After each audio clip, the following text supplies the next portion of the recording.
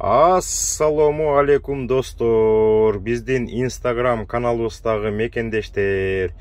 Сиздерге ар дайым айтып атам, биздин Telegram каналга катталыңыздар. Telegram каналдан абдан көп маалыматтарды берип жатабыз. Мына аты Алмаз Эгембердиев, 2547 катталуучу бар. Анан түз эфирлерди дагы бат-баттан өткөрөбүз. Азыр мен мисал келтирип, сиздерге Бруклинде жашаган Нурик деген иним менен интервьюну көрсөтүп коеюн, угуңуздар. Ушундай интервьюларды көп кылып турабыз. Түз эфирден мекендештер суроо берет, биз жооп беребиз, анда угалы достор. Нурик деп турат. Нурик, Уалейкум ассалам, мен атым Нурлан. Бруклинде турабыз, семейный. 3 балам, жубайым. Ошол келгенибизге 1 жыл болуп калды.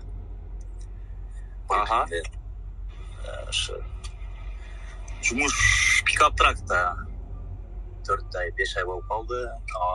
Жубайым үйдө маникюр педикюр кылат. Кичинекейим садикте, 2 чоң кызым, ортончу уулум мектепте. Ошол пока Бруклинде биз башка штатка кетели деп атабыз. Алмаз байке совет берсе деп отурабыз. Жакшы, анда мен силер общий айтып койдуңар, мен анда кыскача суроолорду берейин. Ошолорго жооп берсеңер көп мындай элдерди кызыктырган, Грин карта менен келдиңер беле же жокпу? Жок. Жок, макул, аны түшүндүм. Так, Бруклинде келгенде тааныштар бар беле же жок беле? Жок эле, жок. Көп кишилер айтып атпайбы, таанышы жок келсе кандай болот деп. Кандай кыйынчылык көрдүңөр таанышы жок келип алып Бруклинге эң башкы күндөрү? Квартира кантип таптыңар? Кыйынчылыкты көрдүк. Бир күн көчөдө паркта ушул убакта жайына келгенбиз да. Паркта түнөгөнбүз. Үй бүлө мененби? Үй бүлө менен паркта кичинекей балам менен ошо паркта бир күн түнөгөнбүз. Күнүзү айланып жүрдүк, ошо түнүсү ошол жерде паркта Кайзер парк же Элсер парк деген Каньон жакта парк бар экен, ошол жерде түнөгөнбүз. Кийин группаларга кошулганмын, местный группалар бар экен, Нью-Йоркто Union KG деген. Келгенде силер бул квартирада жашаган жоксуңар да, анда башка квартира болчу да, муну кийин алмаштырдыңар болуш керек, Кичине тыңыганда. Ооба, туура айтасыз. Ошондой болгон. Так, келгенде тил жок болчу да. Эч кимде. Англис тили. Жок болчу. Кыйын экен, англис тили жок. Абдан кыйын, өтө кыйын. Келгендерге деле ошо үйрөнүп келсеңер жакшы болот экен, кичине болсо да.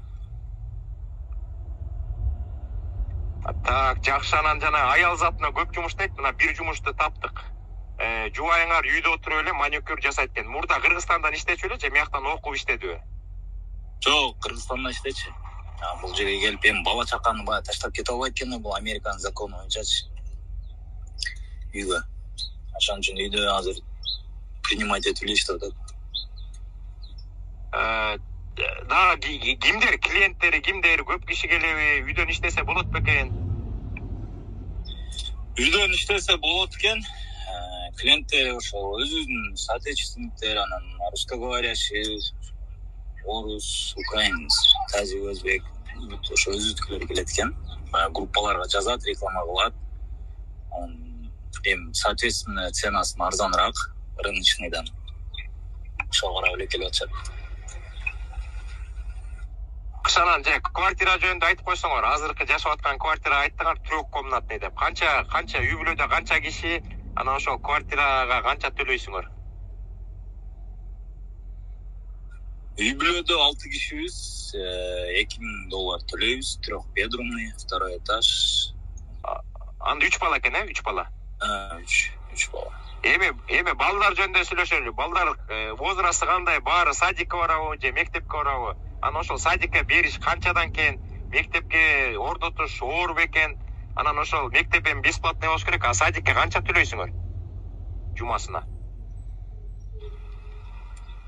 Садикке $600 төлөйбүз. Эч кандай кыйынчылык болбоду ушул жагынан. Садикке киргизип, мектепке киргизиш эч кыйынчылык болбоду бизге. болгон баягы ПЦР тест деп коет, ошолорду деле көрсөтүп ошолорго тапшырдык. Садикке деле оңой алды. $600 төлөйбүз айына. Баягындай убежище боюнча, программа боюнча киргиздик да. Ошо бизге эме жардам берди бир. Жакшы эмечи, жакшы силер деген ошондо мыякта деген айына бир жолу төлөбөйсүңөр да. Садикти, по-моему, жумасына бир төлөйт болуш керек, $150 жумасына 4 жолу төлөсөңөр 600 болобу же айына бир жолу берип койсоңарбы? Жок, ошо жумасына $150. Жумасына $150.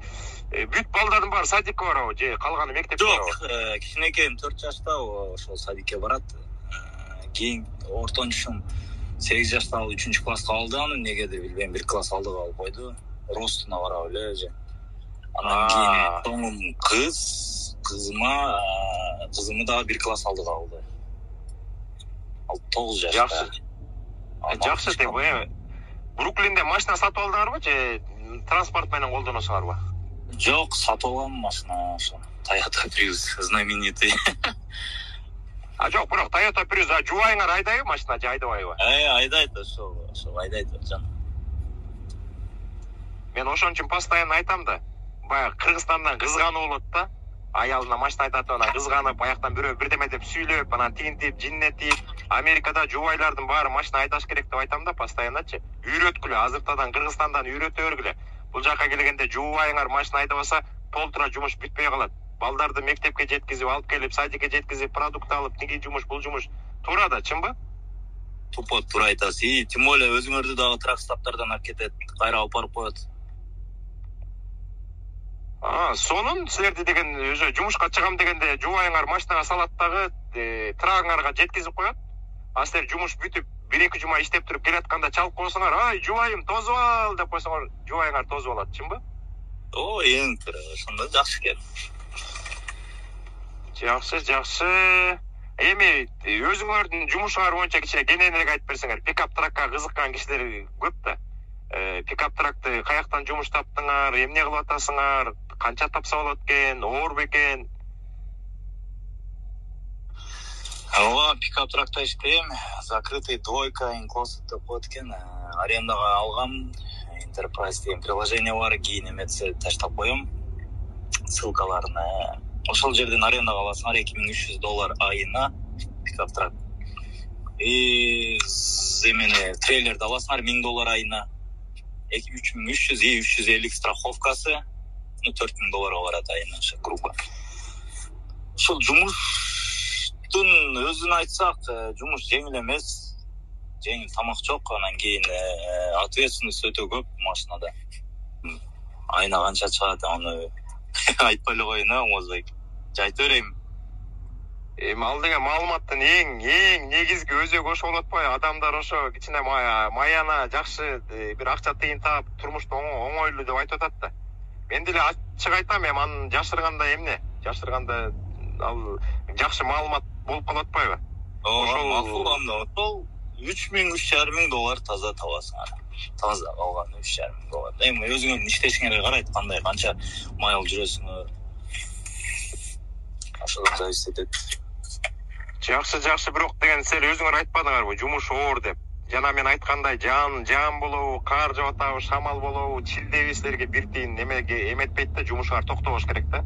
Аукциондорду кыдырасыңар, машинаны жүктөйсүңөр, чарчайсыңар, түнү бою айдайсыңар, көп деле уктабайсыңар да. Мен билем да, анын башыман өткөндө. Жакшы, анан деген эмечи, жана медицина жагы, биринчи очередте да баягы ден соолуктун адамы. Силер, по-моему, Бруклинде жашагандан кийин жубайыңарда өзүңөрдө мед карточка бар болуш керек, жана медикейт, сетикейт деп. Ошол менен больницага көрүнүш керек болсо, тиш жасатыш керек болсо, ошол менен колдоносуңарбы же силерде жокпу? Бар, бирок андай эмеге чыга элекпиз пока что. Бар карточкаларыбыз. Ошону айтып атпаймынбы? Бруклиндин жакшы жери, даже Мексикадан кирсең дагы 1 айдын ичинде жанагы мед карточканы ачтырып койсоң болду. Аны колдонбой жата бересиң, бирок жыл сайын алмаштырып туруш керек да. По идее деген бул ар бир штаттын өзүнүн тарифи болот да. Сен деген канча доход менен чыгып атасың деп. Силер income tax жасайсыңар да. Ошол доходуңар, силердин пайдаңар Нью-Йорктуку 24,000ден ашпаса 1 жылда. Ошондой мед карточка ачтырса болот. Ошон үчүн көптөгөн мекендештер келгенде доходтору кичинекей да. Ошон үчүн деген жанагы мед карточканы ачтырып алышат, ошо менен колдонуп, жакшы ден соолугуңар чын болсун. Ал карточканы колдонбой эле койгула, колдон келсечи. Аман эсен болуп дегендей. Туура айтасыз. Ошол менин досум ошентип дос бала келген. Алда семьясы менен балдар менен келди. Бизден кийин эле ошо карт эмеси менен, страховкасы менен тиштерин бүт оңдотту да.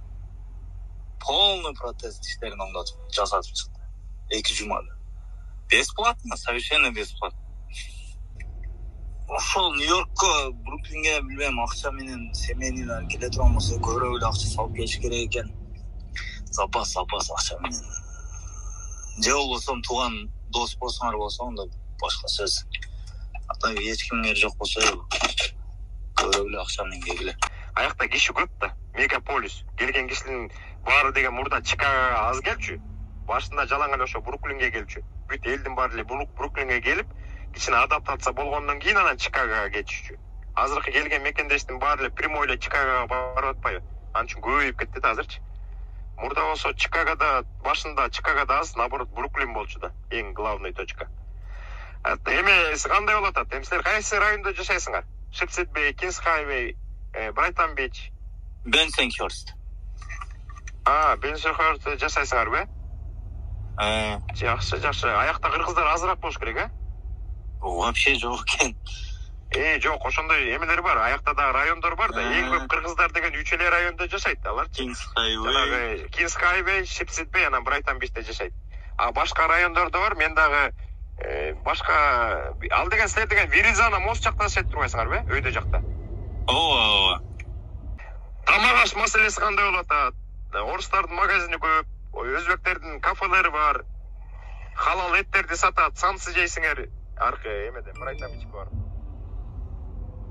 Азыр ошол бүт эле биздин өзбектердин магазиндери көп, ресторан, чайханалары көбөйүп кетти. Ошол бүт эле халал. Тамак аштан кыйналбайбыз. Анан тамак аш менен ушу жолдо эле кыйналбасак. Аякта түрктөр дагы көп эт сатат да, халал эттерди сатат. Түрктөр накта мусулмандар да. Кыргыздарга караганда салтты кичине күчтүүрөөк кармайт болуш керек. Жалаң ошо магазиндер бар. Барсаңар эле эттин түрлөрү менен турат, жалаң халал.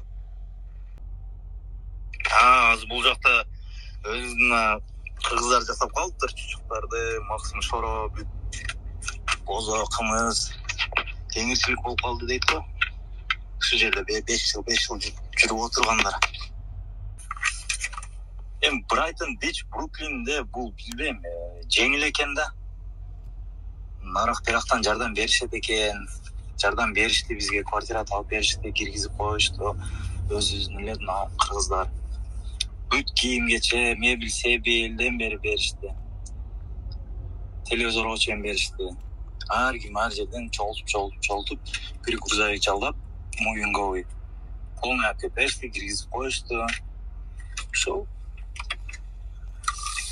Советим эми келгиле, иштегиле. Көргүлө. Жакшы, балдарыңар аңгысе сүйлөп калдыбы? Балам, ортончу балам менен кызым уже аңгычан штраф сүйлөп калышты, кичинекей да. Жакшы, ошого кошумча кылып туруп мен айтып кетет элем да, кээ бир мекендештер Кыргызстанга жатып атып эле эмне азап чегип атышат, Америкага эмнеге барышат, акча десе өлүшөт, тигинтет, минтет деп андай кишилерди укпаш керек, андай кишилерден алыс жүрүш керек. Алар деген кишилерге жакшылыгы жок, бирөөнүн жакшылыгын көрө албаган адамдар ошентип комментарий жазып, ар кандай сөздөрдү жазып, сөгүнүп, сагынып эмете берет да. Баягы турмушка тарынган кишилер да. Акчада өлөсүңөр деп айта берет. Акчанын да мааниси бар да. Акчаң болсо турмуш жакшы болот да. Ошо балдарыңдын келечеги, ошолорго үй сатып берип, кийинтип, ичинтип, бирдемеден кем кылбай. Азыр дагы ооруп аткан кичинекей балдар, кишилер, мекендештерибиз көп болуп атат. Акчанын айынан азап чегип, операцияга акча таппай табыз деп, жардам бергиле деп чыккандар абдан көп болуп кетти. Ошо акчаны эмне кыласыңар, акчадан өлүп бардасыңарбы деген мекендештерге айтып коюш керек да. Өзүңөрдүн оокатыңарды кылгыла, аракет кылам деген кишилерге унчукпай эле, билбейм, ал өзүнүн оокатын кыла бербейби? Мына азыр деген Нурик мекендешинде айтып бербедиби? Кыйынчылык болот дейт, ошол кыйынчылыкты башыңардан өткөргүлө. мен дагы жүрөгүм ооруп кетти келгенде деген квартира жок ошо паркта бир күн үй бүлө менен түнөп калдык депчи.